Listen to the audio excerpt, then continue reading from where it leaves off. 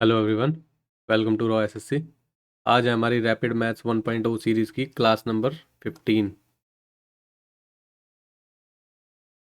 जो भी students prepare कर रहे हैं एसएससी के किसी एग्ज़ाम के लिए, जैसे सीजीएल, सीएचएसएल, सीपीयू, एमटीएस या एसएससी का कोई और एग्ज़ाम, वो इस सीरीज़ को फॉलो कर सकते हैं। ठीक है, ये कुछ सोशल मीडिया हैंडल्स हैं जहाँ पर आप जाके फॉलो कर सकते हैं, कनेक्ट कर सकते हैं हमसे। क्लास की पीडीएफ आपको टेलीग्राम चैनल पर मिल जाएगा। इन सभी सोशल मीडिया हैंडल के लिंक्स आपको डिस्क्रिप्शन में मिल जाएंगे। लास्ट क्लास में मैंने पूछा था कि सीजीएल मेंस का पेपर डिस्कस करना है जब अभी आंसर की आएगी या नहीं करना है, तो काफ़ी स्टूडेंट्स बोल रहे हैं कि हाँ डिस्कस कर लेंगे। ठीक है, तो जैसे ही आंसर की आएगी, ठीक है, उसका कंपाइलेशन देख के मैं 2 शिफ्ट है तो दोनों शिफ्टों को अलग अलग डिस्कस करेंगे, क्योंकि 30 क्वेश्चन होंगे एक में, ज़्यादा लेंथी वीडियो हो जाएगी। 60 क्वेश्चन अगर करेंगे तो एक वीडियो इसका रख लेंगे जो फर्स्ट शिफ्ट में हुआ था, जो सेकेंड शिफ्ट हुई उसको नेक्स्ट वीडियो में रख लेंगे। ऐसे ही रीजनिंग में कर लेंगे हम। रीजनिंग के 30 क्वेश्चन और जो अगली शिफ्ट के 30 क्वेश्चन है, तो 4 वीडियोज़ हो जाएंगी। तो चारों को एक बारी देख लेंगे, रिव्यू कर लेंगे कि किस तरह का पेपर आया है और उनका बेस्ट तरीका क्या हो सकता है। ट्रिक्स के बिना मैं बोल रहा हूँ, बेस्ट तरीका मेरा मतलब है कि आप बेसिक कॉन्सेप्ट की क्लैरिटी के साथ क्वेश्चन को सॉल्व कर पा रहे हो या नहीं कर पा रहे, क्योंकि वो ज़्यादा इंपॉर्टेंट है। क्योंकि अगर पेपर का स्टाइल थोड़ा सा चेंज हो जाता है ना, तो ट्रिक्स तो काम नहीं आती है, लेकिन बेसिक कॉन्सेप्ट ज़रूर काम आता है हमेशा आपका। ठीक है, तो कोशिश करेंगे जो बेसिक कॉन्सेप्ट सीखे हैं, अभी तक 15 क्लासेज हो गई हैं, कितना सीखा होगा आपने इसमें से। तो सीजीएल मेंस का पेपर आप देखोगे कि अटेम्प्ट कर पाओगे कोई क्वेश्चन या नहीं कर पाओगे, उसको देखेंगे कि बेसिक तरीके से कैसे हम आगे प्रोसीड करेंगे जब पेपर सॉल्व करेंगे। और अटेम्प्ट करने का तरीका भी मैं बताऊंगा कि कौन सा क्वेश्चन स्किप करना चाहिए था, कौन से क्वेश्चन को लास्ट में टाइम देना चाहिए था, कौन से क्वेश्चन को शुरू में करो। इस तरह की जो चीज़ें होंगी ना, तो वो सब चीज़ें भी उसमें डिस्कस कर लेंगे एक बार। ठीक है, और 15 क्लासेज हो गई है, तो मैं एक बार चाहूँगा कि कमेंट सेक्शन में आप बताओ कि जो शुरू से फॉलो कर रहे हैं तो उसमें क्या इंप्रूवमेंट है, क्या रिस्पॉन्स है। आप जब मैथ्स का कोई मॉक दिया है या कुछ क्वेश्चन सॉल्व करते हो अलग अलग चैप्टर्स के, कॉन्फिडेंस किस तरह से जा रहा है आपका। ठीक है, कॉन्फिडेंस बढ़ा या नहीं बढ़ा। ठीक है, कॉन्सेप्ट की क्लैरिटी आ रही है नहीं आ रही है, डेली प्रैक्टिस हो रही है नहीं हो रही है, शेड्यूल सही बन गया है आपका। डेली 15 क्वेश्चन करने हैं, उससे ज़्यादा करने भी नहीं है, तो शेड्यूल के साथ करेंगे। ठीक है, और फिर 2 दिन रिवीजन के लिए भी होते हैं, तो रिवाइज भी कर रहे होंगे। तो फीडबैक आप एक बार देना कमेंट सेक्शन में कि आपको कैसा लग रहा है और क्या चेंजेस आपकी मैथ्स की जो तैयारी चल रही है उसमें आ रहे हैं, कोई चेंजेस या नहीं आ रहे हैं। और अगर कोई चीज़ की प्रॉब्लम है तो वो भी आप कमेंट सेक्शन में लिख सकते हैं, उसको भी डिस्कस कर लेंगे। तो आज की क्लास स्टार्ट करते हैं। क्वेश्चन नंबर फर्स्ट है, by mistake the reciprocal of a positive fraction got typed in place of itself. ठीक है, there by its value got reduce by 175% से रिड्यूस हो गई। What is the value of the fraction. बोल रहा है एक फ्रैक्शन थी, फ्रैक्शन को लिखते हैं ए बाय बी या एक्स बाय वाई, कुछ भी लिख दो। फ्रैक्शन को लिखने का तरीका ये होता है। ठीक है, बोल रहा है मिस्टेक से उसने उसका रेसिप्रोकल लिख दिया। उसने क्या लिख दिया, ये लिख दिया।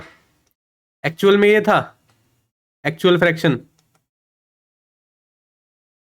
लेकिन उसने लिख क्या दिया, ये लिख दिया। इससे क्या हुआ कि जो फ्रैक्शन है ना, वो खुद का ही रिड्यूस हो गई, 175/4% से रिड्यूस हो गई। देखो अब जब रिड्यूस हो गई यानी कि कम हो गई। इसका कहने का मतलब ये है, अगर कोई नंबर 2 था और आपने उसको गलती से 1 लिख दिया, तो वो 1% एक रिड्यूस हो गया। एक रिड्यूस का मतलब 50% से रिड्यूस हो गया। देखो इसका 50% कितना है, एक ही तो है। ठीक है, तो यहाँ पे वो परसेंटेज लिखा हुआ है जो इनिशियल वैल्यू का परसेंटेज डिक्रीज हुआ है, या परसेंटेज जो चला गया है वहां से जब आपने फ्रैक्शन को रिवर्स लिख दिया है मिस्टेक से। ठीक है, ये चीज बोलने की कोशिश कर रहा है यहाँ पे। तो मैंने नॉर्मल इंटीजर से भी लेकर बता दिया कि कैसे ये चीज बोल रहा है क्वेश्चन में। अब सॉल्व करने की कोशिश करते हैं। अब लेट कर लो, एक कोई फ्रैक्शन है, फ्रैक्शन तो लेट करना ही पड़ेगा आपको। मान लो एक्स बाय वाई आपकी फ्रैक्शन थी, रिवर्स करके क्या हुआ, रेसिप्रोकल जब आपने किया तो ये वाई बाई एक्स हो गई।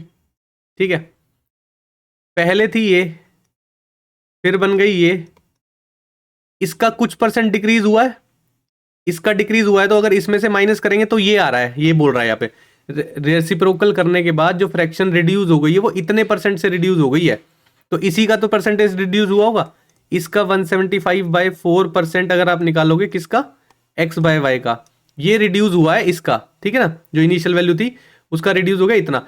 तो जब इन दोनों को माइनस करोगे, रिड्यूस हो गई तो ये आ रही है, क्योंकि रेसिप्रोकल वैल्यू तो यही लिखी थी आपने। कहने का मतलब ये है जो मैंने अभी आपको समझाया, अगर इनिशियल वैल्यू 2 थी और उसने बोला कि इसको 1 लिख दिया गया गलती से, फिर बोल रहा है कि इसको 50% से ना रिड्यूस हो गई वो, तो अगर इसका 50% इसमें से घटाओगे तो ये रेसिप्रोकल वैल्यू है जो मिस्टेक से लिखी हुई है वही आ रही है। तो यहाँ पे भी मैंने वही चीज़ लिखी है, ये जो है ना इक्वेशन, ये वही चीज़ लिखी गई है, आपको समझ में आनी चाहिए तरीके से। यहाँ पे मैं बिना फ्रैक्शन वाले नंबर से समझा रहा हूँ, यहाँ पे फ्रैक्शन वाला नंबर है, ठीक है, ज़्यादा कुछ फर्क नहीं पड़ने वाला। क्या करोगे, सिर्फ इसको सॉल्व करना है, सॉल्व कर लो। एक्स बाय वाई कॉमन ले लोगे आप, 1 माइनस यहाँ पे कितना हो जाएगा, 175/400 हो जाएगा, equal to Y by X. ठीक है, इस वाई बाई एक्स को उधर भेज दोगे, यहाँ से 25 से कट कर दो, 25 चौका 100, 25 सत्ते 175, ठीक है, 4 चौक 16, 16 इधर चला जाएगा, 16 माइनस 7/16, ये हो गया इधर। और इसको उधर भेजोगे तो वाई ऊपर चला जाएगा तो ये वाई स्क्वायर बन जाएगा, एक्स नीचे आ जाएगा तो ये एक्स स्क्वायर बन जाएगा। ठीक है, Y square by X square की वैल्यू क्या आ जाएगी आपकी, 16 में से 7 गए 9/16। वाई बाय एक्स की वैल्यू क्या आ जाएगी, अंडर रूट ले लोगे, लिख देता हूं मैं आपके लिए, taking square root both sides, क्या हो जाएगा, इसका अंडर रूट लोगे तो 9 में से 3 बार आ जाएगा, 16 में से 4 बार आ जाएगा। अब ये है वाई बाई एक्स, आपकी जो इनिशियल वैल्यू थी वो क्या थी, एक्स बाय वाई, तो एक्स बाय वाई लिखोगे तो क्या हो जाएगा 4/3। तो आपकी जो फ्रैक्शन थी ना शुरुआत में वो 4/3 थी, यानी कि ऑप्शन बी आपका सही आंसर हो जाएगा। ठीक है, समझ में आया कि जो फ्रैक्शन रिवर्स हुई तो कितना रिड्यूस हुआ, तो हमने ये माइनस किया उसमें से, तो ही रिड्यूस्ड वैल्यू आई है, जो रेसिप्रोकल वैल्यू है वो वैल्यू आई है। ठीक है ना, नॉर्मल भी समझाया और इस तरीके से भी समझाया। सिर्फ अगर ये आपकी बन गई ना ये चीज, इसके बनने के बाद तो कुछ नहीं है, सिर्फ आपने सॉल्व किया। यही बनने में सबसे बड़ी प्रॉब्लम आती है कि किस में से क्या माइनस हो रहा है, जो ये रिड्यूस बोल रहा है किस में से रिड्यूस हो रहा है, वो चीज आपको मैंने ठीक से समझाई है। ठीक है, नेक्स्ट क्वेश्चन देखते हैं। नेक्स्ट क्वेश्चन बोल रहा है Atul purchased bread costing 20 rupees. एक ब्रेड खरीद रहा है अतुल, 20 रुपए का ब्रेड है वो, उसने क्या किया, 100 रुपए का नोट दिया शॉपकीपर को। शॉपकीपर ने जो बैलेंस मनी है वो कॉइन्स की टर्म्स में दिया है, 2 रुपए का कॉइन, 5 रुपए का कॉइन और 10 रुपए का कॉइन में। उन कॉइन का रेशो दिया हुआ है आपको, जैसे 2 रुपए के सिक्के उसने मान लो 4 दे दिए, इस तरह से बोल रहा है, और 5 रुपए के सिक्के 1 दे दिया, 10 रुपए के सिक्के 3 दे दिए, इस तरह से बोल रहा है। तो ये जो रेशो है ना, ये कॉइन्स का रेशो लिखा हुआ है। तो पूछ रहा है how many 5 rupees coins did the shopkeeper give, 5 रुपए कितने सिक्के दिए उसने। अब देखो कितने रुपए के सिक्के दिए, पहले तो ये लिख लेते हैं, 2 रुपए का सिक्का दिया है, 5 रुपए का सिक्का दिया है, 10 रुपए का सिक्का दिया है। किस रेशो में दिया है, ये 5, 4 और 1 के रेशो में दिया है। जब वैल्यू को किस नंबर ऑफ कॉइन से मल्टीप्लाई करते हैं तो अमाउंट आता है। ठीक है, 2 रुपए के सिक्के 5 होंगे तो कितना आ जाएगा, 10 आ जाएगा। 5 रुपए के सिक्के 4 हो गए तो कितना आ जाएगा, 20 आ जाएगा। 10 रुपए का सिक्का 1 होगा तो 10 रुपए आ जाएंगे। तो अमाउंट कितना हो जाएगा, 20, 30, 40, 40 हो गया अमाउंट। जब उसने 20 रुपए का ब्रेड खरीदा है और 100 रुपए का नोट दिया तो उसे 80 रुपए मिले होंगे, यानी कि 40 की वैल्यू 80 आई है निकल के। ये जो 40 है ये वही तो है जो शॉपकीपर ने उसको वापसी दी है। अब यहाँ पे तो 40 निकल के आया क्वेश्चन में जब हमने सॉल्व किया रेशो मेथड से, लेकिन क्वेश्चन में बोल रहा है 80 है उसकी वैल्यू। तो एक की वैल्यू कितनी है, 2 है। ठीक है ना, एक यूनिट की वैल्यू यहाँ पे 2 निकल के आ गई है। पूछ रहा है 5 रुपए के कितने सिक्के दिए उसने, 5 रुपए के कितने सिक्के हैं, यहाँ पे 4 सिक्के हैं, एक की वैल्यू 2 है, तो 4 की वैल्यू कितनी हो जाएगी, 8 हो जाएगी। 8 आपका आंसर हो जाएगा, ऑप्शन सी आपका सही आंसर है। पहले भी कर चुके हैं ये है वैल्यू, ये है नंबर ऑफ कॉइन्स, इन दोनों को मल्टीप्लाई करते हैं तो अमाउंट आता है। ये पहले भी समझा चुके हैं, वही कॉन्सेप्ट यूज किया है, बस इसने दूसरे टर्म्स में बोला इस बार कि उसने पैसे खरीदा फिर वापस किया है उसको। तो 20 रुपए का खरीदा तो 80 रुपए तो वापस करेगा, तो 80 से इक्वेट कर दिया उस चीज़ को। ठीक है, आसान क्वेश्चन है, मुश्किल नहीं है ज़्यादा। नेक्स्ट क्वेश्चन देखते हैं क्या बोल रहा है। There are some children in a camp and their average weight is 40। कुछ बच्चे हैं उनका एवरेज वेट दे रखा 40। बोल रहा है 5 चिल्ड्रन विद एवरेज वेट 36, 5 बच्चे जिनका एवरेज वेट 36 है अगर ज्वाइन करते हैं कैंप को, या 5 बच्चे जिनका एवरेज वेट 43.2 है छोड़ देते हैं कैंप को, तो average weight of the children in both the cases, जो दोनों केसेस ये बताया ना, एक बार तो बच्चे ऐड हो रहे हैं कैंप में, एक बार बच्चे जा रहे हैं कैंप में से, तो इन दोनों केसेस में एवरेज चेंज नहीं हो रहा है। तो पूछ रहा है कि इनिशियली कितने बच्चे थे कैंप में। अब देखो हमने क्या सीखा है, एवरेज का बेसिक फॉर्मूला आता है अभी तक हमें, और उसी से करने की कोशिश करेंगे इसको भी। ठीक है, 40 बच्चे थे, हम सपोज लेट कर लेते हैं x स्टूडेंट्स थे, ठीक है, x चिल्ड्रन लिखा हुआ है तो चिल्ड्रन लिख लेते हैं, ठीक है, x चिल्ड्रन मान लेते हैं। एवरेज वेट कितना है, 40 है, ठीक है जी। तो 40 into x, average weight into number of observation कितना होता है, सम ऑफ ऑल द वेट्स जितना होगा ना, सभी बच्चों का वेट जो होगा वो आ जाएगा, ठीक है। उसके बाद बोल रहा है 5 बच्चे पहले ऐड हो रहे हैं, 5 बच्चों का वेट कितना है भाई, 36 एवरेज वेट है, नंबर ऑफ चिल्ड्रंस 5 हैं, तो टोटल वेट इतना ही तो हो जाएगा। बोल रहा है एवरेज चेंज नहीं हो रहा है, अब टोटल में एक बार एवरेज निकालो, पहले एक्स बच्चे थे, 5 और ऐड हो गए, तो कितना हो जाएगा x प्लस 5, ये टोटल सम है, ये नंबर ऑफ ऑब्जर्वेशन है, तो ये एवरेज हो गया पूरा, ठीक है। ये लिखा है, अगर नहीं समझ में आ रहा दोबारा से सुनना जो मैं बोला है एक एक लाइन लिखते हुए, तब आपको समझ में आएगा। ये किसके इक्वल है, बोल रहा है जब पहले सेम बच्चे थे और 5 बच्चे चले गए, अब 5 बच्चे चले गए तो वेट कम होगा, कितना, 5 बच्चे हैं उनका वेट है 43.2 एवरेज वेट है। अब जब 5 बच्चे चले गए तो नंबर ऑफ स्टूडेंट्स घट जाएंगे, x थे तो 5 घट जाएंगे, ये बोल रहा है दोनों बराबर है यहाँ पे, ये दोनों इक्वेशन बराबर है। देखो लास्ट में क्या होता है, average weight of the children in both the cases equal, यहाँ पे भी हमने एवरेज निकाल लिया, यहाँ पे भी हमने एवरेज निकाल लिया, एक ही वेरिएबल है x, x की वैल्यू फाइंड आउट कर दो बस, और कुछ नहीं करना है आपको, ठीक है।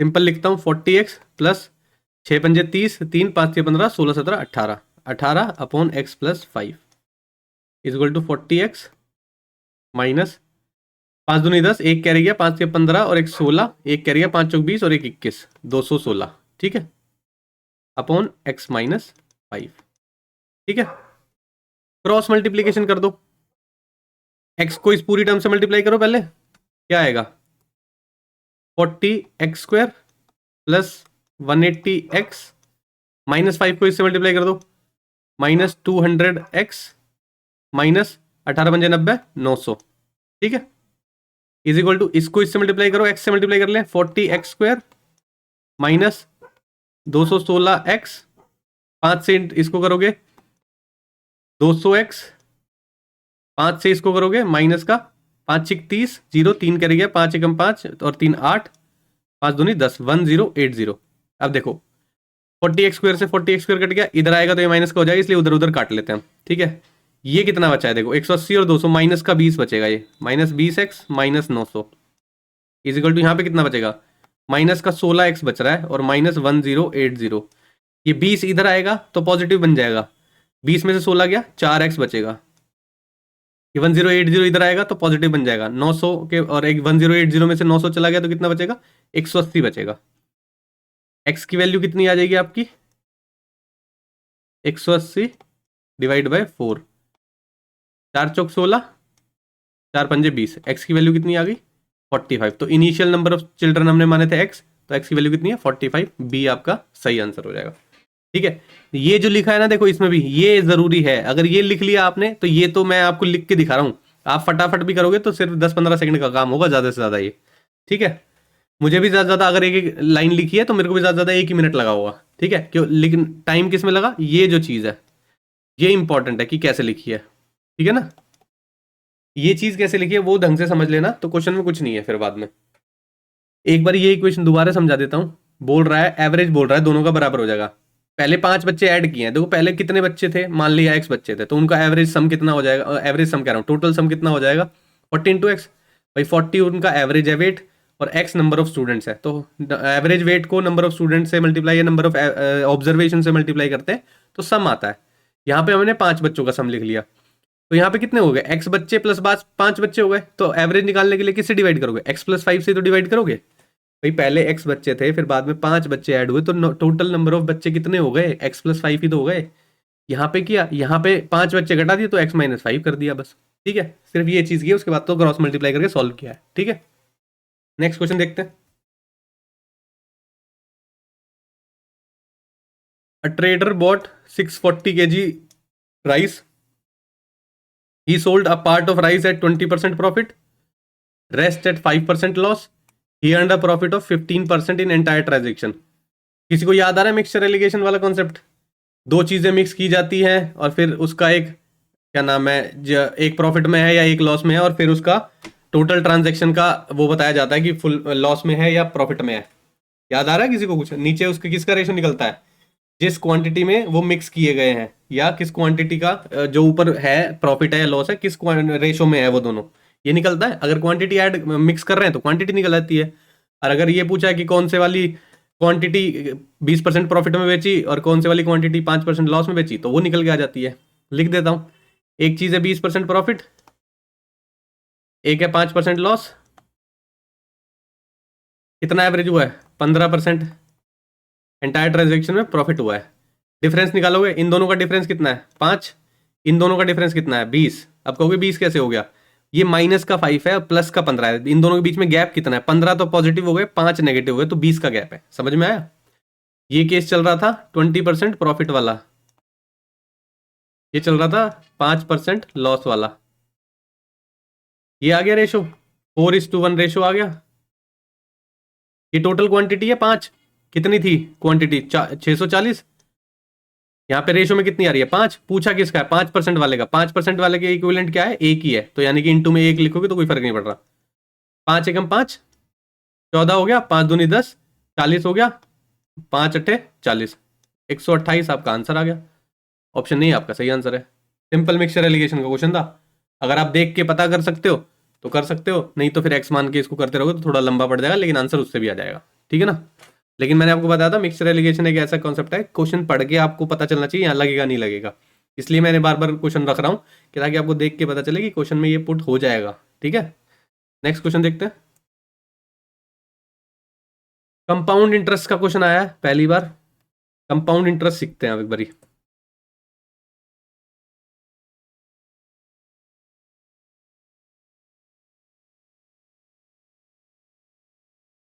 कंपाउंड इंटरेस्ट का मतलब होता है चक्रवर्ती ब्याज, इसको हिंदी में बोलते हैं। चक्रवर्ती ब्याज का मतलब है ब्याज के ऊपर ब्याज मिलना, उसको कंपाउंड इंटरेस्ट बोलते हैं। एक एग्जांपल से समझाता हूँ। मान लो प्रिंसिपल अमाउंट 10,000 रुपये है, रेट 10% है, टाइम कितना दिया हुआ है? 2 साल दिया हुआ है। ठीक है, तो बताओ कंपाउंड इंटरेस्ट कितना होगा 2 साल का? इसको करने का सबसे आसान तरीका होता है ट्री मेथड यूज कर लेते हैं हम। 10,000 हो गया प्रिंसिपल अमाउंट, इस पे 10% निकालना है। 10,000 का 10% कितना होता है? 1,000 रुपये। ठीक है जी, 1,000 रुपये हो गया। ये पहला साल का हो गया। पहले साल में और कुछ नहीं हो रहा भाई, ब्याज तो मिल गया। उसके बाद सेकंड ईयर में क्या हो रहा है? कितना मिलेगा? 1,000 रुपये मिलेगा भाई। 10,000 का 10% 1,000 रुपये है। दूसरे साल में भी 1,000 रुपये ब्याज मिलेगा, सिंपल इंटरेस्ट की तरह ही चल रहा है। लेकिन दूसरे साल में क्या होगा ना, ये जो पहले साल का इंटरेस्ट था ना, इस पे भी ब्याज मिल जाएगा। तो यानी कि 1,000 पे अगर 10% निकालोगे तो 100 रुपये और ब्याज मिलेगा। किस पे? इस पे। इसको ट्री मेथड बोलते हैं। ठीक है, अगर 3 साल का बोलेगा तो यहाँ पे आप तीसरा साल लगाओगे, फिर इन 2 साल का ब्याज लिखोगे, फिर जो ये वाला ब्याज है इस पे भी ब्याज लिखोगे। समझ में आया? यहाँ हमारा 2 साल है तो इसलिए 2 बार बनाया है हमने। 3 साल होगा तो देखो, इस पे ब्याज मिला ये वाला, इस वाले पे, इन दोनों पे ब्याज मिला ये दोनों वाला, ये वाला इंटरेस्ट बच गया, इस वाले पे ब्याज मिला ये वाला, खत्म हो गए सारे। तो इस तरह से ट्री बनाते हैं इसका। ठीक है, तो ये आपको बनाना आना चाहिए। ठीक है, उसके अलावा कुछ नहीं होता है। पहले क्वेश्चंस हम ट्री मेथड से ही करेंगे, उसके बाद कुछ और देखेंगे कि डायरेक्ट क्या नाम है, आप रेशो मेथड भी लगा सकते हो, या और भी चीज़ें होती हैं इसमें कि डायरेक्ट निकलती हैं। ठीक है, लेकिन पहले आपको ट्री मेथड ज़्यादा अच्छे से क्लियर होना चाहिए। क्यों? क्योंकि वो बेसिक कॉन्सेप्ट है। ब्याज पे ब्याज मिल रहा है, इसमें दिखाई देता है कि आपने ब्याज पे ब्याज लगाया है, इसके ऊपर ब्याज लगाया है आपने। ठीक है ना? तो आपका कंपाउंड इंटरेस्ट इसमें निकल के कितना आ जाएगा? 1,000, 1,000, 2,000 और 2,100 रुपये निकल के आ जाएगा आपको। रेशो मेथड एक बार देख लो। इसी में क्या करते हैं, 10% का रेट है, 2 साल की बात कर रहा है। 10% का मतलब क्या होता है? फ्रैक्शनल वैल्यू कितनी होती है? 1/10। जब कंपाउंड इंटरेस्ट की बात कर रहा है तो सक्सेसिव वाले केस लगते हैं 10 से 11, 10 से 11। भाई एक इंटरेस्ट मिल रहा है 10 रुपये पे, ये कितना हो गया? 100। ये कितना हो गया? 121। वैल्यू कितनी थी प्रिंसिपल की? 10,000। इसको 10 से मल्टीप्लाई, 100 से मल्टीप्लाई करोगे, 10,000 हो गया। इसको 100 से मल्टीप्लाई करोगे, 12100 हो गया। डिफरेंस कितना है? प्रिंसिपल इतना था टोटल अमाउंट इतना आ गया, ये अमाउंट लिखा हुआ है, यहाँ पे मैं 1 लिखता तो अलग बात हो जाती है। ये है प्रिंसिपल, ये है अमाउंट, 10 से 11 हो गई ना वैल्यू, तो अमाउंट की बात कर रहे हैं यहाँ पे। तो 12,100 हो गया, कितना बढ़ गया, 2100 रुपये तो बढ़ गया, 2100 रुपये कंपाउंड इंटरेस्ट आया था। तो आप इस तरीके से भी निकाल सकते हो, लेकिन ये भी पता होना चाहिए क्यों। इसका रीजन मैं आपको जब एक क्वेश्चन इस तरह का रखूंगा ना तब बताऊंगा, कि आपसे अगर पूछ लिया कि तीसरे साल के कंपाउंड इंटरेस्ट और दूसरे साल के कंपाउंड इंटरेस्ट में डिफरेंस कितना है, ये नहीं बताता वो, समझ में आया, वो यही बताएगा। तो इसलिए दोनों चीजें सीखते हैं। आपको डायरेक्ट डायरेक्ट क्वेश्चन है, ठीक है, रेशो आपको सिंपल कैलकुलेशन से समझ में आ रहा है, नंबर सॉर्टेड है, तो आप रेशो मेथड लगा लो, लेकिन ट्री मेथड भी समझना है, ठीक है। ये बेसिक कॉन्सेप्ट है कंपाउंड इंटरेस्ट का। इस क्वेश्चन में अभी इतना ही सीखेंगे, उसके अलावा अभी ज्यादा डिटेल में नहीं जाएंगे कंपाउंड इंटरेस्ट में, क्योंकि क्वेश्चन करने के लिए इतना इनफ है, ठीक है। क्या बोल रहा है, अ सम ऑफ ₹7500 अमाउंट्स टू, भाई प्रिंसिपल इतना था, अमाउंट इतना हो गया, इंटरेस्ट कितना मिला, इंटरेस्ट कितना होता है, अमाउंट माइनस प्रिंसिपल। 9075 में से 7500 माइनस कर दोगे तो कितना बचेगा, 1575 बच गया। ये इंटरेस्ट मिला है आपको टोटल। कंपाउंड इंटरेस्ट की बात कर रहे हैं तो कंपाउंड इंटरेस्ट लिख लो यहाँ पे, ठीक है। 10% रेट है, रेट बोल रहा है 10%। इंटरेस्ट बीइंग कंपाउंडेड ईयरली, यहाँ पे देखो ईयरली, क्वार्टरली और ये सब भी चीजें आएंगी। जैसे जैसे आएगा, जैसे जैसे मैं क्वेश्चन रखूंगा अगली वीडियोस में, उसी टाइम पे समझाऊंगा, क्योंकि ना ज्यादा चीजें करने पे एक बारी में खिचड़ी बन जाएगी। खिचड़ी बनने से क्या लगेगा आपको, कि कंपाउंड इंटरेस्ट मुश्किल है। जैसे हमने सिंपल इंटरेस्ट के शुरू में बेसिक क्वेश्चन किए, उसके बाद थोड़े से कॉम्प्लिकेटेड क्वेश्चन किए, कैलकुलेटिव क्वेश्चन किए, तो आपको समझ में आए होंगे धीरे धीरे, ठीक है। ऐसे ही कंपाउंड इंटरेस्ट के साथ करेंगे, पहले बेसिक चीज पे होल्ड रखेंगे कि हाँ वो चीज समझ में आ गई, उस पर पकड़ अच्छी हो गई है, फिर धीरे धीरे लेवल बढ़ाएंगे, ठीक है। पूछ रहा है the simple interest on the same sum for the same time and the same rate. पूछ रहा है 7500 रुपये पे सेम टाइम के लिए, टाइम नहीं दिया हुआ है, और सेम रेट पे कितना इंटरेस्ट आएगा। अब हमें क्या निकालना है, टाइम नहीं पता हमें यहाँ पे, पर देखो आपको क्या दिया हुआ है, प्रिंसिपल दिया हुआ है और अमाउंट दिया हुआ है, और दिया हुआ है कंपाउंड इंटरेस्ट इतना निकल के आया है, ठीक है। तो ये कितने साल में मिला होगा ये तो पता कर ही सकते हो। कैसे पता कर सकते हो, ट्री मेथड से पता करेंगे। प्रिंसिपल आपका ये था, 10% इंटरेस्ट मिलेगा इस पे, तो कितना इंटरेस्ट मिल जाएगा, 750 इंटरेस्ट मिल जाएगा। क्या ये कंपाउंड इंटरेस्ट के बराबर हुआ, नहीं हुआ, तो यानी कि एक साल में तो नहीं हो रहा, टाइम एक साल तो नहीं है, चलो दूसरा साल भी ले लेते हैं। 7500 पे 10% निकालोगे कितना आएगा, 750 आएगा। दूसरे साल में मैंने बताया था प्रिंसिपल पे तो ब्याज मिलेगा ही मिलेगा, जो ब्याज हुआ उस पर भी ब्याज मिलेगा, ठीक है। तो 750 का 10% कितना होता है, 75। अब इनको ऐड करना, यही तो इंटरेस्ट है सारा, ये तो प्रिंसिपल लिखा हुआ है मैंने, ये तो प्रिंसिपल है ना भाई। 750 और 750 कितना हो गया, 1500। ये कितना हो गया, 1575, हाँ 2 साल में इसके बराबर आ रहा है। तो यानी कि टाइम कितना है, 2 साल निकल के आ गया, 2 साल पता चल गया आपको कि 2 साल में इतना इंटरेस्ट आ रहा है। अब पूछा है सिंपल इंटरेस्ट निकाल दो, किसका, प्रिंसिपल पे 7500 पे, same interest rate, same time, 2 साल है, ठीक है।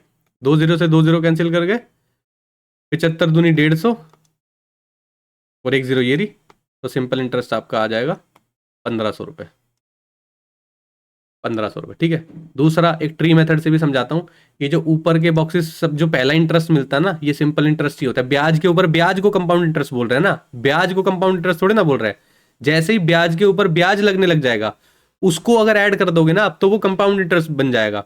अगर सिर्फ आप सिंगल टाइम ब्याज को प्लस कर रहे हो ना, तो वो सिंपल इंटरेस्ट ही है। देखो इन दोनों को प्लस कर लो, 1500 ही आ रहा है, तो 1500 ही आंसर आया। आप ऐसे कर लो चाहे ऐसे कर लो, 3 साल का होगा ना, तो जितने नीचे और हो जाएंगे उन सबको ऐड कर दोगे तो कंपाउंड इंटरेस्ट बन जाएगा। लेकिन पहली लेयर को ऐड कर दोगे ना तो वो सिंपल इंटरेस्ट होगा, समझ में आया। तो यहां से भी देख के आप लगा सकते हो कि सेम टाइम बोला था, सेम रेट बोला था, और 7500 रुपये प्रिंसिपल यहाँ पे भी यही है, 10% आपने लगाया हुआ है यहाँ पे, रेट भी वही है, 2 साल लगाया हुआ है, तो सेम चीजें हैं। लेकिन आपको बस ये पता करना है इस ट्री में सिंपल इंटरेस्ट कहाँ पे है। तो सिंपल इंटरेस्ट पहली वाली लाइन में होता है, पहली वाली लाइन का पूरे का समेशन कर दो, तो आपको जो मिलेगा वो सिंपल इंटरेस्ट मिलेगा, ठीक है। ये था कंपाउंड इंटरेस्ट का आज का क्वेश्चन। कॉन्सेप्ट समझ में आया होगा, कॉन्सेप्ट समझने पे ध्यान देना है, क्वेश्चन रटने पे ध्यान मत देना कि हाँ ट्री बना देंगे ऐसे ऐसे कर देंगे, क्या है क्या रहा है क्वेश्चन वो समझो। ब्याज के ऊपर ब्याज मिलने को कंपाउंड इंटरेस्ट बोलते हैं, ठीक है। नेक्स्ट क्वेश्चन देखते हैं। टाइम एंड वर्क का क्वेश्चन है। A and B together can complete a work in 20 days. A और बी 20 दिन में काम कर लेते हैं, बी और सी बोल रहा है 24 दिन में। बी प्लस सी 24 दिन में काम कर लेते हैं। एलसीएम ले लो, 120 आ जाएगा, 6 और 5 आ जाएगा, डिवाइड करोगे। If A is twice as good as workman as C, A और सी की बात कर रहा है, ए क्या है, दुगना अच्छा है सी से, सी के कंपैरिजन में, ठीक है। Then what will be time, B alone can do 40% of the same work, 40% की बात कर रहा है, 40% जो टोटल काम है उसका कितनी देर में कर लेगा बी, बी का पूछा है। अब देखो सी एक काम करता है ना, तो ए दो काम करता है, ठीक है। यहां पे पुट करके देख लेते हैं एक बारी। ए अगर दो काम करेगा, देखो ए और बी मिलके 6 काम कर रहे हैं, ए अगर दो काम करेगा तो बी 4 काम करेगा, सेटिस्फाई हो गया। अब बी 4 काम करे तो यहाँ पे भी बी 4 ही तो काम करेगा, बी कोई अलग आदमी थोड़ी ना हो गया, यहाँ पे भी बी है, यहाँ पे भी बी है। सी कितना काम कर रहा था, एक काम कर रहा था, 4 और 1 5, 5 यहाँ पे भी सेटिस्फाई हो गया। तो यानी कि जो इनकी एफिशिएंसी है वो हमें पता चल गई, बी की कितनी है, 4 है, ठीक है भाई। यहाँ पे सेटिस्फाई हो रही है ना, हमने ए को 2 ही मान लिया। अगर नहीं होता तो हम क्या करते हैं, यहाँ पे 2 लिखते हैं, यहाँ पे 4 लिखते हैं, वो रेशो भी तो सेम है, तो फिर मैच करा लेते हैं, ठीक है। अब बोल रहा है कि बताओ बी कितना दिन में काम करेगा, 40% ऑफ द टोटल काम, टोटल वर्क कितना था 120, इसका 40% निकालो पहले, ये हो गया टोटल काम। बी कितने दिन में करेगा, डिवाइड बाय 4, उसकी एफिशिएंसी से डिवाइड कर दो, एक से ये गया, ये से ये गया, 4 से 4 कैंसिल हो गया, तो कितना आ गया 12, आपका आंसर आ गया। यानी कि ऑप्शन ए आपका सही आंसर है। समझ में आया, ये जो चीज दिया हुआ है इससे आपने करना है क्वेश्चन और फिर यहाँ पे सेटिस्फाई करा देना है। क्योंकि देखो कंबाइंड जो एफिशिएंसी है उससे आप ये नहीं पता लगा सकते कि ए ने कितना किया और बी ने कितना किया। मान लो 3-3 किया हो, लेकिन यहाँ 3 रखने पे, यहाँ 3 रखने पे सी हमें पता है 1 है, तो चे तो 4 हो रहा है, लेकिन यहाँ पे 5 है, तो यानी कि 3-3 नहीं किया है, ठीक है ना। तो आपको एफिशिएंसी तो निकालनी पड़ेगी। शुरू से ही समझाता आ रहा हूँ, टाइम एंड वर्क में सिर्फ एफिशिएंसी का, टोटल वर्क का, एक इंडिविजुअल बंदा कितने देर दिन में काम करता है, इन्हीं चीज़ों का गेम है। अगर आप ये चीज़ समझ गए तो क्वेश्चन कैसे ही घुमा लो कोई फर्क नहीं पड़ रहा, ठीक है ना। नेक्स्ट क्वेश्चन देखते हैं। Suman travels from place X to Y, एक प्लेस है, ये एक्स प्लेस मान लो, ये वाई प्लेस मान लो। सुमन ट्रेवल कर रही है एक्स से, रेखा ट्रेवल कर रही है वाई टू एक्स, ठीक है। After meeting on the way, suppose यहां मिल गए, Suman and Rekha reach Y and X, Suman Y पे रीच करती है 3 घंटे 12 मिनट पे, और रेखा एक्स पे रीच करती है 1 घंटा 48 मिनट बाद। इफ द स्पीड ऑफ रेखा, रेखा की स्पीड है 9 किलोमीटर पर आवर, सुमन की स्पीड पूछ रहा है। अब देखो ये क्लासिक केस है, इसका बेसिक तरीके से आप कर सकते हो, लेकिन मैं इस पर्टिकुलर क्वेश्चन में एक ट्रिक बताऊंगा आपको जिससे कि आपका डायरेक्ट आंसर निकलेगा, ठीक है। इसमें क्या है, बेसिक तरीके से आप करने लगो ना, ये क्वेश्चन लेंदी बन जाएगा और कुछ नहीं होगा, ठीक है।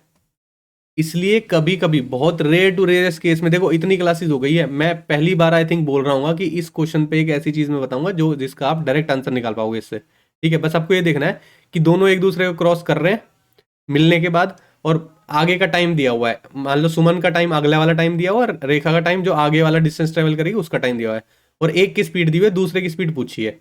इस तरह का कोई क्लासिक केस हो तो ये चीज आप लगाओगे, आपको एक ही लाइन में आंसर आ जाएगा। कैसे आएगा, रेखा की स्पीड अपॉन सुमन की स्पीड इक्वल होती है अंडर रूट सुमन का टाइम अपॉन रेखा का टाइम। ये टाइम कौन सा है, मीट करने के बाद का टाइम है, ठीक है, ये ध्यान रखना, मीट करने के बाद का टाइम है ये। रेखा की स्पीड कितनी है 9, सुमन की स्पीड कितनी है नहीं पता, सुमन का टाइम कितना है, ये रहा, सुमन इधर जा रही थी, सुमन का टाइम है 3 घंटे 12 मिनट, तो 3 घंटे हो गया। 12 मिनट को अगर आप आर में कन्वर्ट करो, क्योंकि देखो किलोमीटर पर आर में चल रहा है सब कुछ, तो आर में तो कन्वर्ट करना ही पड़ेगा आपको। 12 मिनट को 60 में 12/60 लिखोगे, आर में कन्वर्ट हो जाएगा, 12×5 = 1/5 हो जाएगा, 3 1/5 हो गया, ठीक है। ऐसे नीचे राधा कह रहा हूँ, रेखा का टाइम देख लो, 1 घंटे 48 मिनट है, तो 1 हो गया, 48 को 60 से डिवाइड करोगे, 12 चौका 48, 12×5 = 60, 1/4/5 हो गया, ठीक है। क्या आएगा, 9/s = 5 या 15 और 1 16, 16/5 अपॉन 5 के 5 और ना 9/5, ये अंडर रूट में चल रहा है, 5 से 5 कैंसिल हो गया, 9/s = अंडर रूट से 16 बाहर आएगा तो 4 बाहर आ गया, 9 बाहर आएगा तो 3 बाहर आ गया, ठीक है। s की वैल्यू कितनी हो जाएगी, 9 × 27, ये 4 नीचे चला जाएगा, कितना हो जाएगा, 4 6 24, 24 हो गया, 3 बचा 30, 4 7 28, 2 बचा 5, 4 5 20, ठीक है। तो 6.75 km/h आपकी स्पीड आ गई सुमन की, ठीक है। यानी कि ऑप्शन डी आपका सही आंसर है। ये जो है ना इसमें, इसको याद रखना है, ठीक है ना, ये इंपॉर्टेंट है इस तरह के क्वेश्चन में, कि आपको क्वेश्चन की फ्रेमिंग आपको समझ में आ गई कि हाँ इस तरह का क्वेश्चन आएगा तो डायरेक्ट ये लगाना है, ठीक है। अब इसमें आपको दोनों की स्पीड दे रखी हो, एक का टाइम दे रखा हो, दूसरे का टाइम पूछ ले, एक की स्पीड दे रखी है, दूसरे की स्पीड निकालनी है, दोनों का टाइम दे रखा हो तो भी निकाल दोगे। कोई एक वेरिएबल दे दे इन चारों चीजों में से, आप निकाल दोगे, ठीक है। कोई 3 चीजें गिवन होंगी, यहाँ पे भी 3 चीजें गिवन है, 2 टाइम गिवन है और एक स्पीड गिवन है, ठीक है ना। तो इसमें पुट करके आपका डायरेक्ट आंसर आएगा, ठीक है। नेक्स्ट क्वेश्चन देखते हैं। ये एक इक्वेशन दी हुई है, पूछ रहा है x³ + 1/x³, ये पूछा है। -3 की पावर क्या होती है, 1/x³ लिख सकते हो, पॉजिटिव हो जाएगी वो, ठीक है। ऊपर जाके वो नेगेटिव हो जाती है, इसलिए -3 लिखी हुई है पावर में, ठीक है। ये देखो x², अब देखो ये चीज निकालने के लिए हमें सीधा सीधा पता है x + 1/x चाहिए होता है। ये कहां से आएगा, ये देख लो, √11 x + 1 = 0। x कॉमन ले लो इसमें से और उधर भेज दो तो वो 0 हो जाएगा। x माइनस यहाँ √11 बचा, प्लस यहाँ से x कॉमन आएगा तो 1/x हो जाएगा, ठीक है, = 0। x + 1/x की वैल्यू कितनी आ गई, √11 आ गई।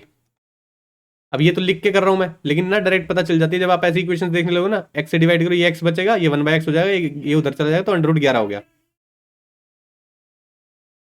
ठीक है। ये मिल गया आपको। ये चीज जब आपको निकालनी थी, देखो फॉर्मूला खोल के भी दिखा चुका हूं, x + 1/x का होल क्यूब क्या होता है, a³ + b³ + 3ab a + b, ये होता है। ये क्या हो गया, इसकी कोई वैल्यू दी होगी, यहाँ पे क्या है, इससे ये कट गया, थ्राइस ऑफ ये हो गया। इसको k लेट कर लो, मान लो इसकी वैल्यू k थी, ठीक है। तो यहाँ पे k³ लिखोगे आप, ये इधर आके -3k हो जाएगा, क्योंकि इसकी वैल्यू भी k थी, इसके इक्वल हो जाएगी x³ + 1/x³। ये सॉल्व करके पहले दिखा चुका हूं, ये आपका सॉल्यूशन निकलेगा, ठीक है।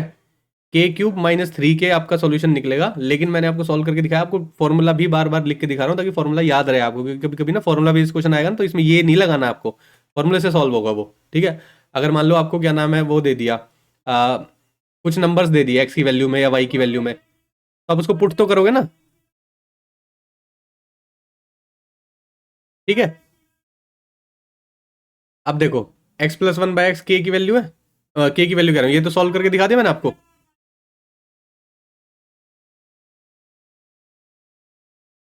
ये निकालना है k³ - 3k, ठीक है। ये k था, यहाँ पे देखो, यहाँ हमने k लेट किया था, यहाँ k की वैल्यू ये है, इसका √11 का क्यूब -3 × √11, इसका क्यूब करो कितना हो जाएगा, 11 √11 आएगा, -3 √11 आएगा। √11 कॉमन ले लोगे, 11 में से 3 गया 8, 8 √11 आपका आंसर आ जाएगा, यानी कि ऑप्शन डी सही आंसर है इसमें, ठीक है भाई। इसको क्यूब करेंगे, समझ में आ गया, 3 बार मल्टीप्लाई करना है, √11 × √11 11, ठीक है। इन दोनों का मल्टीप्लाई करते हैं तो 11 आएगा, ये √11 बच गया, ठीक है। तो यही मैंने लिखा यहाँ पे, ठीक है ना। देखते हैं नेक्स्ट क्वेश्चन। ट्रिग्नोमेट्री का क्वेश्चन है, बोल रहा है cot 25, cot 35, cot 45, cot 55, cot 65, इन सब का प्रोडक्ट की वैल्यू क्या होगी। देखो कन्वर्जन बताया आपको, कॉट किस में कन्वर्ट होता है, tan में कन्वर्ट होता है। कैसे, cot 90 - थीटा tan थीटा होता है ना। यहां से कन्वर्ट करके देख लेते हैं। कॉट पहले क्या लिख सकते हो आप, इसको पहले तो ऐसे ही लिख सकते हो, tan 25 लिख सकते हो, इसको tan 35 लिख सकते हो। cot 45 की तो वैल्यू आपको पता ही है, इसको एज इट इज रहने दो। cot 55, cot 65, इसको क्या लिख सकते हो, cot 90 - थीटा tan थीटा होता है, tan 90 - थीटा cot थीटा होता है, ठीक है। इसको क्या लिख सकते हो, 1/tan 90 - 65 लिख सकते हो।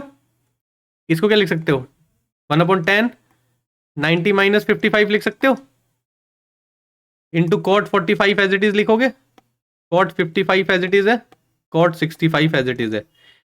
1090 माइनस थीटा क्या होता है, कॉट थीटा, ये क्या बन जाएगा, कॉट 65, ये क्या बन जाएगा, कॉट 55, ऊपर कॉट 45 है, कॉट 55, कॉट 65, 65 से 65 कैंसिल हो गया, 55 से 55 कैंसिल, कॉट 45 की वैल्यू कितनी होती है, 1 वैल्यू होती है, यानी कि ऑप्शन बी आपका सही आंसर हो जाएगा। ठीक है ना। इसको डायरेक्ट देखने का भी तरीका होता है, देखो 65 और 25 90 बन रहा है, सेम टिग्नोमेट्रिक रेशियो है, कट जाएंगे आपस में जाके, ठीक है, क्योंकि नीचे जाके ये 10 में चेंज होगा और 10 फिर कॉट में चेंज हो जाएगा, क्योंकि 25 65 में कन्वर्ट हो जाएगा। ठीक है ना।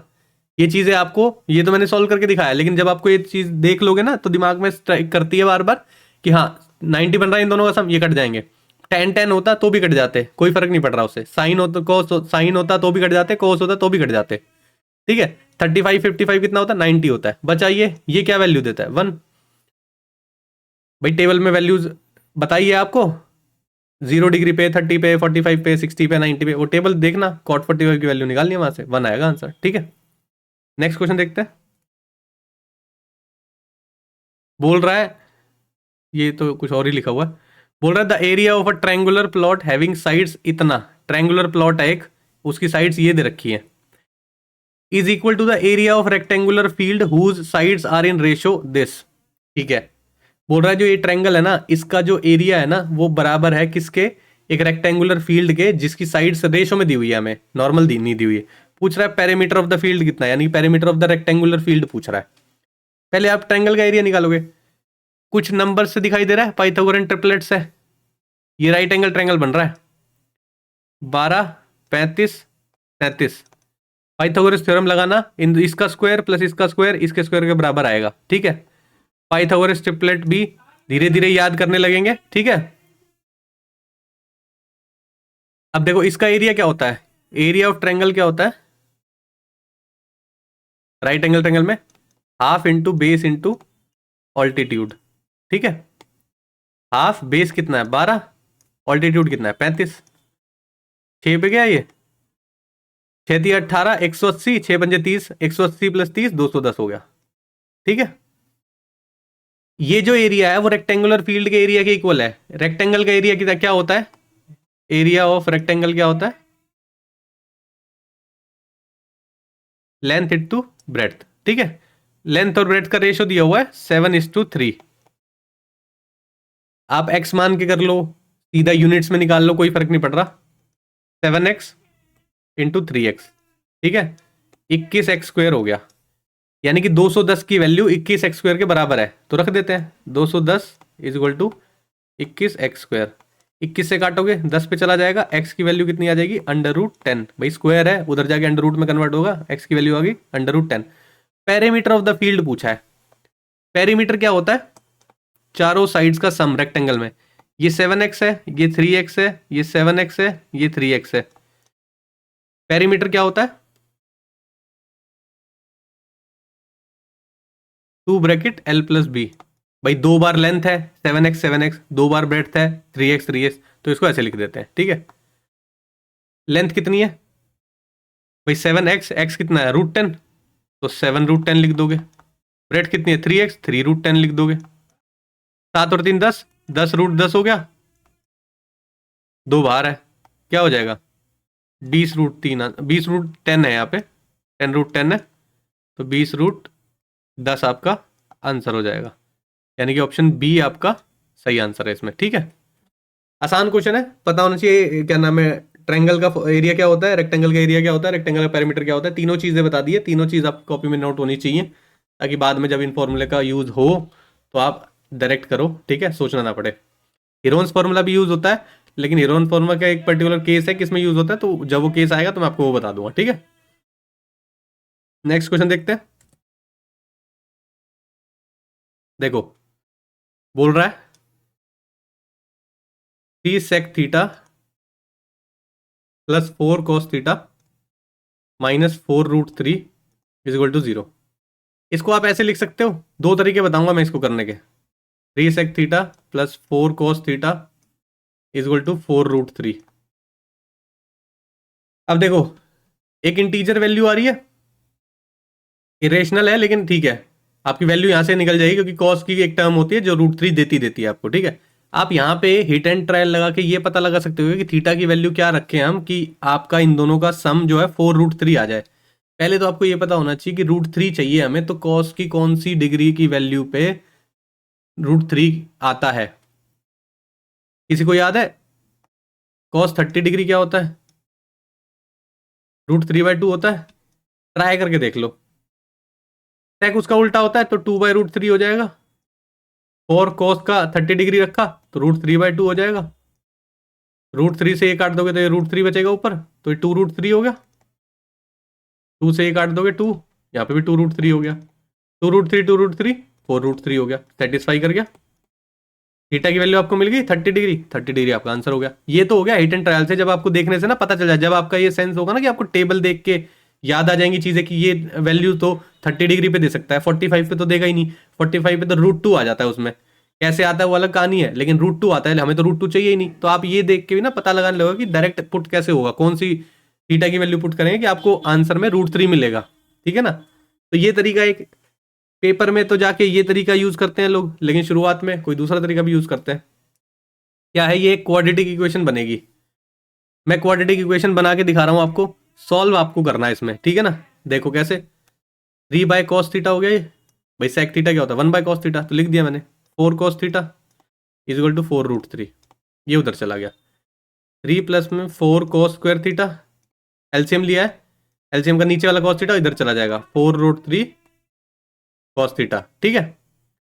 4cos² theta minus 4√3 cos theta plus 3 is equal to 0, ठीक है। ये क्वाड्रेटिक इक्वेशन बन गई। इसको सॉल्व करोगे तो आपका आंसर आ जाएगा। चलो फर्स्ट टाइम है ट्रिग्नोमेट्री में आप क्वाड्रेटिक इक्वेशन बनी है, मैं सॉल्व करके दिखा देता हूँ। 4c², सी लिख लेते हैं कोस को, इन दोनों को मल्टीप्लाई करके कितना आ रहा है देखो, 4×3 = 12 आ रहा है। तो ऐसे स्प्लिट करो इनको कि उन दोनों का मल्टीप्लाई 12 बने और प्लस करके 4√3 आए। साफ दिख रहा है? इन दोनों को मल्टीप्लाई करो, 2×2 = 4 और √3 कितना होता है? 3 होता है। 4×3 = 12 बन गया। इन दोनों का सम कितना हो जाएगा? माइनस माइनस प्लस हो जाएगा, तो प्लस होके 4√3 आएगा, लेकिन साइन माइनस का आएगा, ठीक है। +3 एज इट इज है 0। यहाँ से 2 कॉमन आ जाएगा, कॉस कॉमन आ जाएगा, तो क्या बचा? 2 बचा है यहाँ पे, 2 कह रहा हूँ, 2 कॉस बचा है, ठीक है। माइनस 2 आपने कॉमन ले लिया, कॉस कॉमन ले लिया, बचा कितना? √3 बचा। यहाँ पे क्या कॉमन आ जाएगा? √3 कॉमन आ जाएगा। यहाँ पे सी और लिख लेना, ठीक है। √3 कॉमन आ गया, 2c माइनस √3। भाई यार √3 में से √3 कॉमन ले लिया तो √3 बचेगा ना अंदर, माइनस साथ में कॉमन लिया तो अंदर माइनस हो जाएगा, तो इसको इससे मल्टीप्लाई करोगे प्लस बन जाएगा, तो +3 आ जाएगा, ठीक है। तो ये इक्वेशन बन गई इज इक्वल टू 0। इससे c की वैल्यू क्या आएगी? इधर दिस ऐसे लिख लो आपको, 2c minus √3, 2c minus √3 equal to 0। या तो ये 0 हो सकता है या ये 0 हो सकता है, क्योंकि दोनों का मल्टीपल है तो कोई तो 0 होगा ही होगा, दोनों सेम ही चीजें हैं, तो किसी को भी 0 के इक्वल रख लो। तो c यानी कि cos थीटा की वैल्यू आपको मिल जाएगी। cos थीटा की वैल्यू क्या मिलेगी? ये उधर जाएगा, √3 हो जाएगा, 2 नीचे आएगा तो √3/2 हो जाएगा। अब cos थीटा की कौन सी वैल्यू पे √3/2 देता है? थीटा की वैल्यू 30 डिग्री तो रखनी पड़ेगी। 30 डिग्री आपका आंसर हो गया। ये है नॉर्मल तरीका, ये है पेपर वाला तरीका, लेकिन ये तरीका हर एक इसमें नहीं लगता, क्योंकि अगर चीज़ें कॉम्प्लेक्स दे दी आपको, आप नहीं फाइंड आउट कर पाए कि कौन सी पे वैल्यू सेटिस्फाई कर जाएगा, तो आपको हर डिग्री वैल्यू रख के देखनी पड़ेगी, तो आपका क्वेश्चन लेंदी हो सकता है उससे, ठीक है। तो दोनों केसेस याद होने चाहिए, समझ में आने चाहिए कि कैसे कर सकते हैं, कैसे प्रोसीड करोगे क्वेश्चन को, ठीक है ना। नेक्स्ट क्वेश्चन देखते हैं। अलजेब्रा का क्वेश्चन है, ये वैल्यू दी हुई है, ये निकालनी है। इतना बड़ा भारी भरकम सा दिया हुआ है, लेकिन डरने वाली कोई बात नहीं है। हाँ, अगर हम इसको जनरली देखो, आंसर देखो क्या है दिया हुआ है, नॉर्मल इंटीजर्स आंसर है। तो जब वैल्यू में कोई वेरिएबल ही नहीं आ रहा, तो वेरिएबल तो सारे चले जाएंगे, ठीक है। तो सेटिस्फाई करने के लिए आप क्या कर सकते हो? इसकी वैल्यू 1 रख लो, इसकी वैल्यू 1 रख लो, इसकी वैल्यू -2 रख लो। 0 आ रहा है, सेटिस्फाई कर रहा है, इसमें पुट कर दो, आ जाएगा।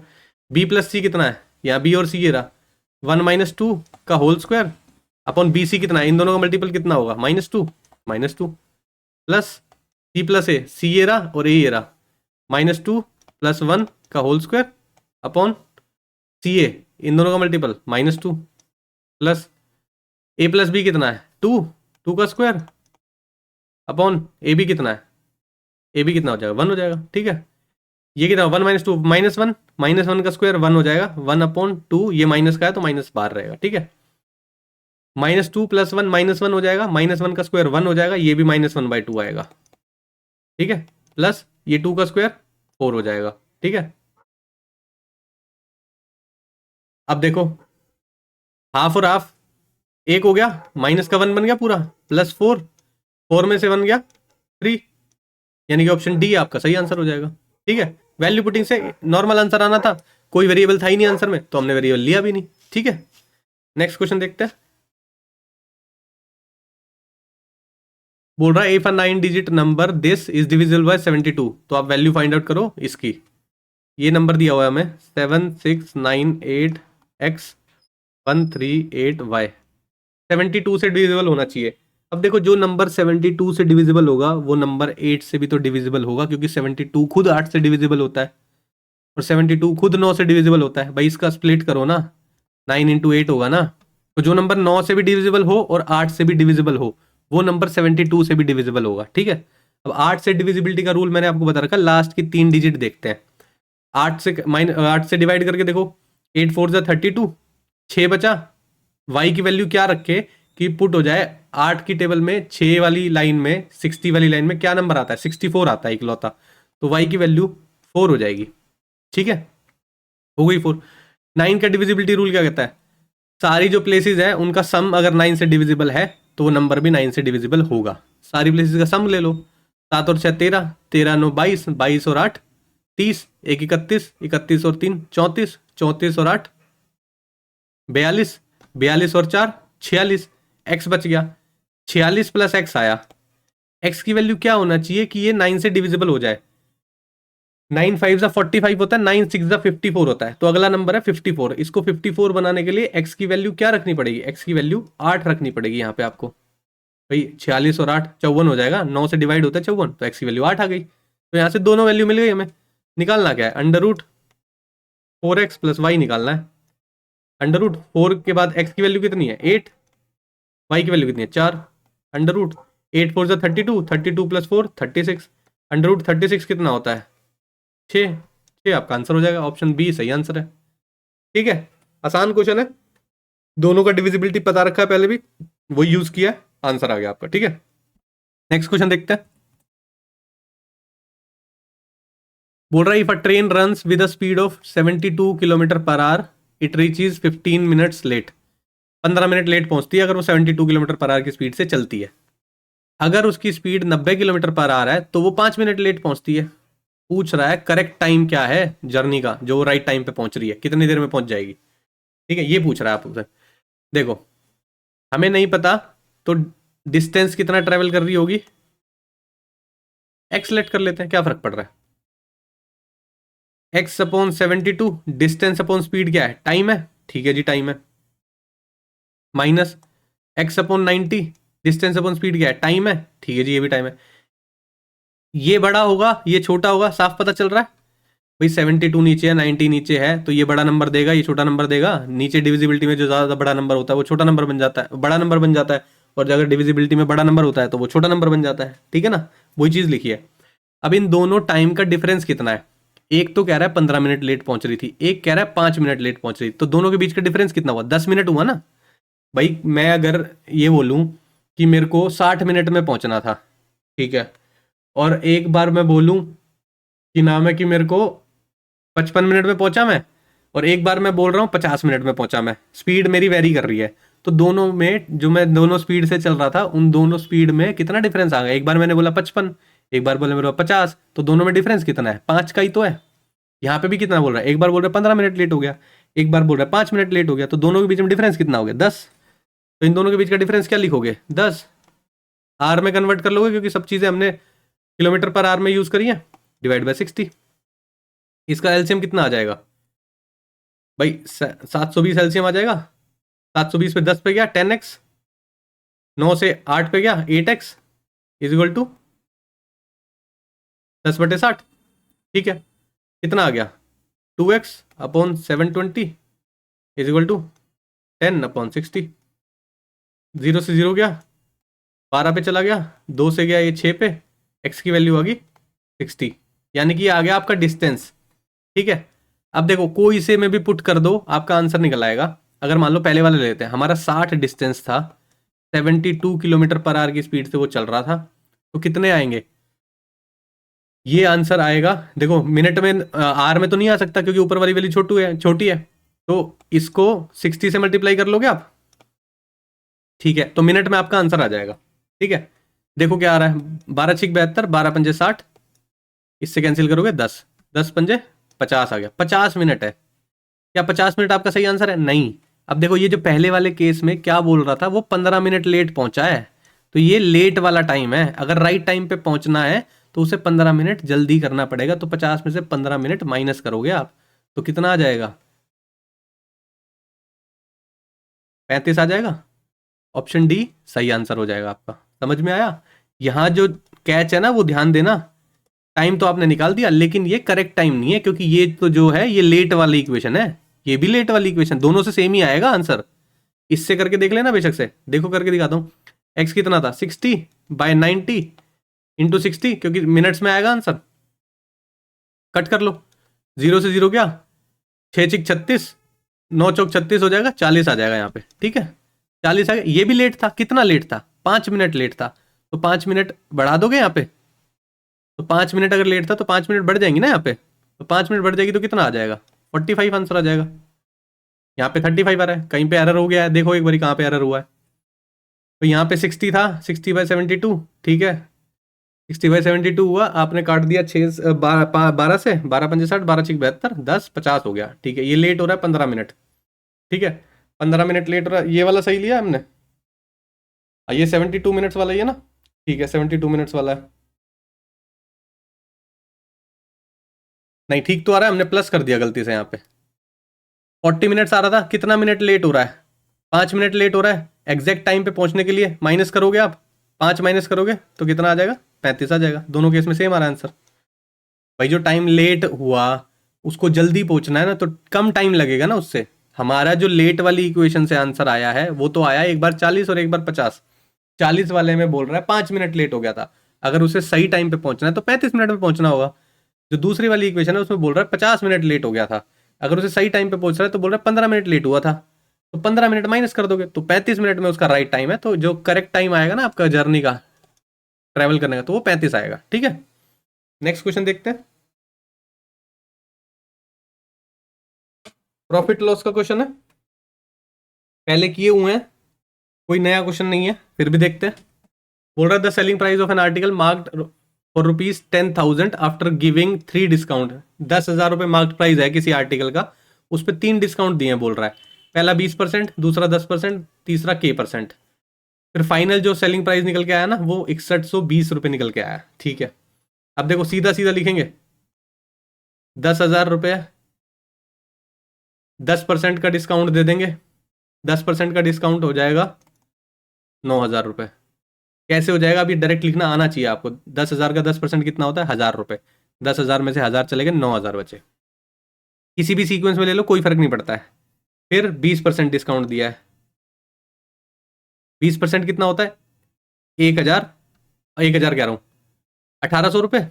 1,800 रुपये इसमें से माइनस करोगे, 9,000 में से 1,000 गया, 8,000 बच गया, 800 रुपये और गए, 7,200 रुपये बच गए, 7,200 रुपये आ गया। फिर मिला है K% का डिस्काउंट और वैल्यू आ गई है 6120। कितने का डिस्काउंट मिला होगा? देखो 7,200 में से 6120 का डिस्काउंट फाइनल प्राइस हो गया, तो डिस्काउंट कितना मिला माइनस कर लो, 0, 8, 0 और यहाँ पे 1, 1080 का डिस्काउंट मिला है। 1080 का डिस्काउंट किस पे मिला है? 7,200 रुपये में मिला है। कितना परसेंट हो गया ये? भाई के की वैल्यू निकालनी पड़ेगी ना, क्योंकि यहाँ पे एक वैल्यू पूछी हुई है। 1080 7,200 का कितना परसेंट है? इंटू 100, 2 0 से 2 0 कैंसिल हो गया, 12×6 = 72, 12 9 108, 90, 6, 15, 15% है। ए की वैल्यू 15% आ गई, ए इज इक्वल टू 15% है। ठीक है, पूछ रहा है what will be the selling price of the same article if a single discount इतना दिया जाए कि 15% है, 20% और ऐड करने को बोल रहा है, कितना हो गया? 35% हो गया। बोल रहा है 10,000 का आर्टिकल कितने में बिकेगा अगर उस पर 35% का डिस्काउंट दिया जाए? 3500 रुपये माइनस हो जाएंगे इसमें से, 6500 रुपये बचेंगे। 6500 रुपये आपका आंसर हो गया, यानी कि ऑप्शन ए आपका सही आंसर है। समझ में आया? अब बार बार नहीं लिखेंगे कि 20% निकालो उसका माइनस करो, सीधा परसेंटेज आपको याद भी हो गई है, और ये तो बहुत ही कॉमन परसेंटेजेस हैं। 20, 10, 15, 25, 30, ये सब तो डायरेक्ट याद हो जाएगी धीरे धीरे। ठीक है, स्टेप बाय स्टेप निकाला, के की वैल्यू निकाली, बाद में पूछ रहा है के प्लस 20 डिस्काउंट दे रहा है, के प्लस 20 हो गया 35%, 35% निकाल दिया 10,000 का, माइनस कर दिया 10,000 में से, 6500 रुपये आंसर आ गया। ठीक है, ये था आज का लास्ट क्वेश्चन। कुछ क्वेश्चन बढ़िया थे, कुछ क्वेश्चन नॉर्मल रखे हैं ताकि आपका रिवीजन भी होता रहे और नए नए कॉन्सेप्ट भी सीखते रहो। ठीक है ना? तो आज की क्लास इतनी थी।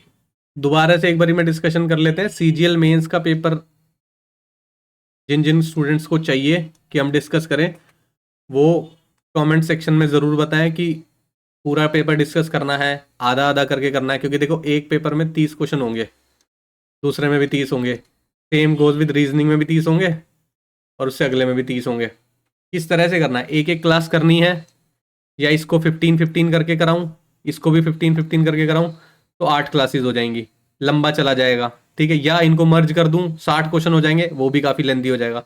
मेरे अकॉर्डिंग एक एक शिफ्ट का एक पूरा पूरा सेट ले लेते हैं, उसको सॉल्व करते हैं। ठीक है, मेरे अकॉर्डिंग ये बेटर है। अगर आपको कुछ और चीज़ लगती है तो कमेंट सेक्शन में बता सकते हैं। दूसरा ये बताना कि देखो 2 सेट है, मंडे टू फ्राइडे मैथ्स की क्लास चलती है, MWF रीजनिंग की क्लास चलती है, ये मैथ्स की क्लास चलती है। अब एक क्लास इसमें चली जाएगी, एक इसमें चली जाएगी, एक इसमें चली जाएगी, एक इसमें चली जाएगी। साथ में अपलोड करवाना है, एक एक दिन पे एक एक अपलोड करवाना है, ऑल्टरनेट डेज पे अपलोड कराना है कि पहले मैथ्स का सॉल्यूशन कर लिया एक शिफ्ट का, उसी शिफ्ट का रीजनिंग का कर लिया, फिर मैथ्स का शिफ्ट का सॉल्यूशन कर लिया, फिर रीजनिंग का कर लिया। किसी भी तरीके से करना है ना, तो आप ओपन हो, कमेंट सेक्शन में बता सकते हो कि एक एक करना है, कंबाइन में करना है, कैसे भी करना हो। ठीक है, तो आप अपने सजेशन दे सकते हैं किस तरह से ईजी रहेगा, किस तरह से आपको समझ में भी आएगा। ठीक है, क्लास माइट भी थोड़ी लेंदी हो सकती है वो वाली, क्योंकि 30 क्वेश्चन कर रहे हैं। मैं पेपर को पेपर सॉल्व करने के तरीके से नहीं समझाऊंगा। ठीक है, कुछ चीज़ें फाइनल आंसर शायद हम कब किसी क्वेश्चन का निकालेंगे, किसी क्वेश्चन का नहीं निकालेंगे, क्योंकि लास्ट में कुछ कैलकुलेशन होगी, तो मैं वो आपके ऊपर छोड़ दूंगा। लेकिन आपको मैं बेसिक कॉन्सेप्ट सिखाना चाहूंगा कि क्वेश्चन हो कैसे रहा था वो उस टाइम पे। ठीक है, तो अगर मैं फुल डिटेल में समझाऊंगा तो क्लास थोड़ी लेंदी भी हो सकती है। ठीक है, तो अगर आपको हर एक का क्वेश्चन का एग्जैक्ट आंसर मैच करवाना है तो मैं उस तरीके से भी कर सकता हूँ।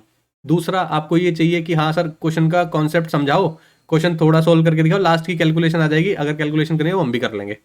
कुछ क्वेश्चन में थोड़ा सा कॉम्प्लिकेटेड होगा, ऑब्वियस सी बात है, मेंस का पेपर है, कुछ क्वेश्चन कैलकुलेटिव मिलेंगे, तो आंसर उसका थोड़ा सा लेंदी हो सकता है। तो जिस भी तरीके से करना हो ना, आप बता सकते हो, उसी तरीके से पेपर में सॉल्व करा दूंगा। ठीक है, बस ये होना चाहिए कि आप लोगों को समझ में आना चाहिए जो भी करा रहे हैं ना, ये ना हो कि वेस्ट चला जाए चीज़ें। चीज़ कर रहे हैं समझने के लिए, टाइम पास करने के लिए नहीं। ठीक है ना? तो आज की क्लास के लिए इतने रखते हैं, मिलते हैं नेक्स्ट क्लास में। Thank you.